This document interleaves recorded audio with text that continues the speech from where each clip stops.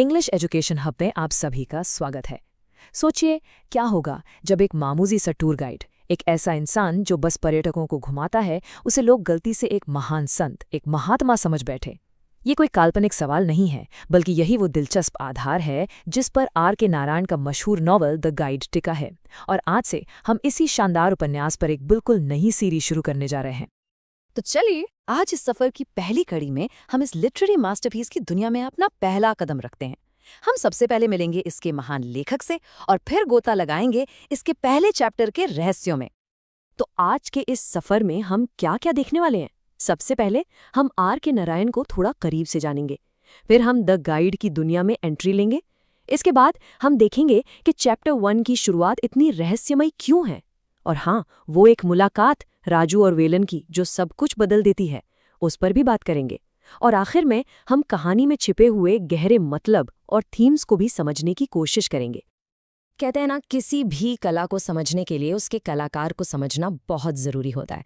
तो चलिए इस कहानी को समझने से पहले इसके मास्टरमाइंड, इसके रचयिता R.K. नारायण से मिलते हैं। R.K. नारायण का नाम इंडियन इंग्लिश लिटरेचर में बहुत बड़ा है।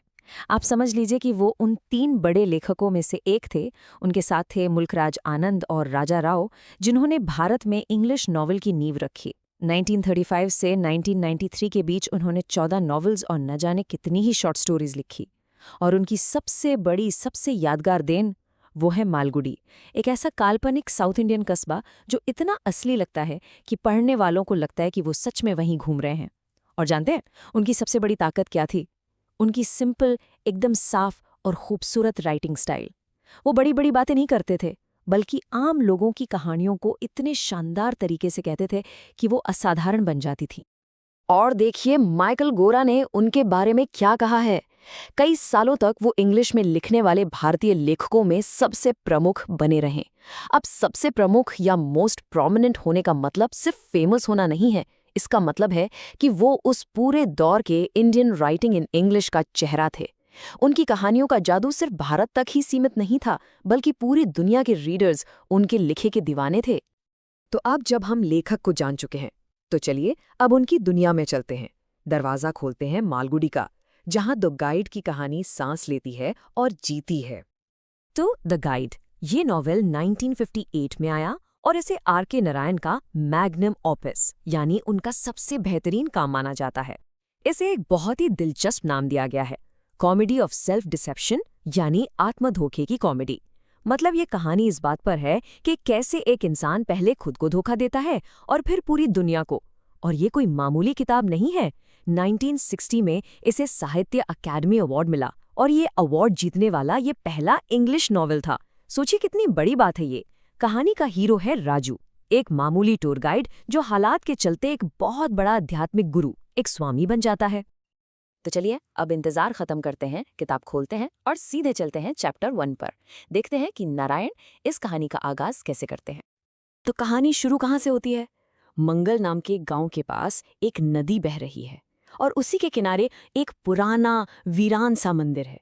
आप बस कल्पना कीजिए, चारों तरफ सन्नाटा, अकेलापन और हवा में एक अजीब सा रहस्य। नारायण ने ये सेटिंग बहुत सोच समझकर चुनी है, क्योंकि यही माहौल पूरी कहानी का टोन सेट कर देता है। और यहीं पे आती है नॉवल की पहली लाइन, जो अपने आप में ही एक पहेली है। राजू ने उस दखल का स्वागत किया। कुछ तो था जो उस जगह के अकेलेपन से राहत दिलाए। अब जरा सोचिए, जो साधु संत होते हैं वो तो एकांत शांति ढूंढते हैं, पर हमारा ये किरदार राजू, वो तो अपने अकेलेपन से इतना तंग आ चुका है कि वो किसी के भी आने का स्वागत कर रहा है। यहीं पे पहली ही लाइन में नारायण हमें एक इशारा दे देते हैं कि भाई ये आदमी वो नहीं है जो ये लग रहा है।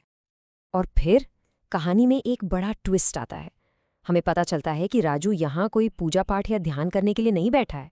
असल में वो अभी अभी जेल से छूट कर आया है और बस दुनिया की नज़रों से छिपना चाहता है। ये एक छोटी सी जानकारी राजू के किरदार को और भी ज्यादा रहस्यमयी बना देती है ना?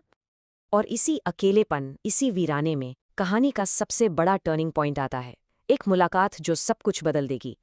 राजू की मुलाकात होती है एक सीधे साधे गांव वाले वेलन से। इस एक लाइन में देखिए कितना कुछ छिपा है। लिखा है, वो आदमी श्रद्धा से यानी रेवरेंशियली उसके चेहरे को देख रहा था। सोचिए, विलन की आंखों में राजू के लिए कितनी भक्ति, कितनी इज्जत है। वो उसे एक स्वामी मान रहा है, पर राजू को कैसा लग रहा है? उसे मजा भी आ रहा है और शर्मिंदगी भी महसूस हो रही है। यही है कहानी का असली ड्रामा। एक तरफ है विलन का अटूट विश्वास और दूसरी तरफ है राजू का अंदरूनी कन्फ्यूजन। और इसी टकराव से पूरी कहानी को एनर्जी मिलती है। और ये टेबल देखिए, ये उस फर्क को, उस गहरी खाई को एकदम साफ दिखाती है जो राजू की हकीकत और विलन की सोच के बीच है। एक तरफ है राजू की सच्चाई, वो अकेला है, शर्मिंदा है, एक एक्स कॉन्विक्ट है जो छिप रहा है। और दूसरी तरफ है विलन की धारणा, उसे राजू में एक पवित्र आत्मा, एक स्वामी दिखाई दे रहा है जो उसे रास्ता दिखाएगा। बस यही एक गलतफहमी, यही मिसअंडरस्टैंडिंग राजू की पूरी जिंदगी का रुख बदलने वाली है। तो होता क्या है कि वेलन, जो एक बहुत ही सीधा साधा गांव का आदमी है, वो राजू को एक पहुंचा हुआ महात्मा समझ लेता है और वो अपनी सबसे बड़ी परेशानी, अपनी फैमिली प्रॉब्लम राजू को बताने लगता है। वो अपनी एक छोटी सौतेली बहन को लेकर बहुत परेशान है जो किसी की सुनती नहीं है। ये छोटा सा वाकया हमें उस समय के गांव के लोगों के भूलेपन और उनके विश्वास को दिखाता है। तो आपने देखा, ये सिर्फ एक मुलाकात नहीं है, ये एक गलतफहमी है। और इसी गलतफहमी के जरिए आर.के. नारायण कहानी में कुछ बहुत ही गहरे, बहुत ही ज़रूरी आइडियाज़ की नींव रख रहे हैं। तो चलिए अब इन थीम्स को थोड़ा और गहराई से समझते हैं। तो पहले ही चैप्टर में हमें कौन कौन सी बड़ी थीम्स देखने को मिलती हैं? सबसे पहली और सबसे ज़रूरी है अपीयरेंस वर्सेस रियलिटी, यानी जो दिख रहा है और जो सच है उसका फ़र्क। क्या राजू सच में एक साधु है या वो सिर्फ एक छुपा हुआ मुजरिम है? दूसरी थीम है द पावर ऑफ फेथ, विश्वास की ताकत। वेलन का विश्वास इतना मजबूत है कि वो राजू को उस भूमिका में ढालना शुरू कर देता है जो वो देख रहा है। फिर आता है आइडेंटिटी का सवाल, पहचान का। राजू की असली पहचान क्या है? क्या वो एक कैदी है जैसा उसका अतीत था, या वो एक स्वामी है जैसा वेलन उसे मानता है? और आखिर में एक बहुत ही अनोखी थीम है द एक्सीडेंटल गुरु, एक ऐसा गुरु जो अपनी मर्जी से नहीं बना बल्कि हालात ने, एक संयोग ने उसे गुरु बना दिया। तो चलिए, इससे पहले कि हम आगे बढ़ें, एक बार जल्दी से देख लेते हैं कि आज हमने क्या क्या कवर किया। तो आज के इस बातचीत में हमने सबसे पहले महान लेखक आर.के. नारायण को जाना, फिर हमने द गाइड के कॉन्टेक्स्ट को समझा, हमने चैप्टर 1 की कहानी को डिटेल में देखा और उस एक अहम मुलाकात को समझा जो राजू और विलन के बीच होती है। और सबसे ज़रूरी बात, हमने पहचान, विश्वास और भ्रम जैसी बड़ी बड़ी थीम्स को पहचाना जो पहले ही चैप्टर से शुरू हो जाती हैं। तो हम आपको एक बहुत बड़े सवाल के साथ छोड़कर जा रहे हैं। आखिर ये राजू है कौन? क्या वो सिर्फ एक आम अपराधी है, या एक ऐसा संत जो बनना नहीं चाहता था पर बन गया, या फिर इन दोनों के बीच कुछ और ही है? इस सवाल पर सोचिएगा जरूर, क्योंकि कहानी अभी शुरू हुई है। अगले चैप्टर में हम राजू की जिंदगी की और भी कई परतें खोलेंगे। अगर आपको ये एनालिसिस पसंद आया तो इस तरह के और भी कंटेंट के लिए हमारे चैनल को जरूर सब्सक्राइब करें। हम बहुत जल्द चैप्टर 2 के एनालिसिस के साथ वापस आएंगे। हमारे साथ जुड़ने के लिए आपका बहुत बहुत धन्यवाद।